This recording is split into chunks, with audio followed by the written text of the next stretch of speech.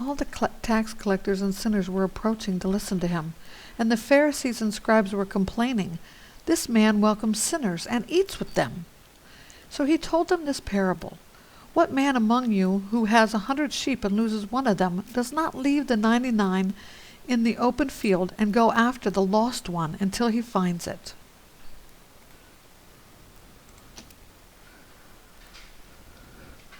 When he has found it, he joyfully puts it on his shoulders, and coming home, he calls his friends and neighbors together, saying to them, "Rejoice with me, because I have found my lost sheep." I tell you, in the same way, there will be more joy in heaven over the one sinner who repents than over 99 righteous people who don't need repentance. Or what woman who has 10 silver coins, if she loses one coin, does not light a lamp, sweep the house, and search carefully until she finds it? When she finds it, she calls her women friends and neighbors together, saying, "Rejoice with me, because I have found the silver coin I lost." I tell you, in the same way, there is joy in the presence of God's angels over one sinner who repents. He also said, "A man had 2 sons. The younger of them said to his father, 'Father, give me the share of the estate I have coming to me.' So he distributed the assets to them. Not many days later, the younger son gathered together all he had and traveled to a distant country, where he squandered his estate in foolish living. After he had spent everything, a severe famine struck that country, and he had nothing. Then he went to work for one of the citizens of that country, who sent him into his fields to feed pigs.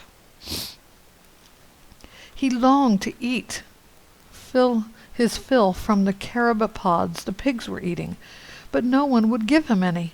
When he came to his senses, he said, 'How many of my father's hired hands have more than enough food, and here I am dying of hunger? I'll get up, go to my father, and say to him, Father, I have sinned against heaven and in your sight. I am no longer worthy to be called your son. Make me like one of your hired hands.' So he got up and went to his father. But while the son was still a long way off, his father saw him and was filled with compassion. He ran, threw his arms around his neck, and kissed him.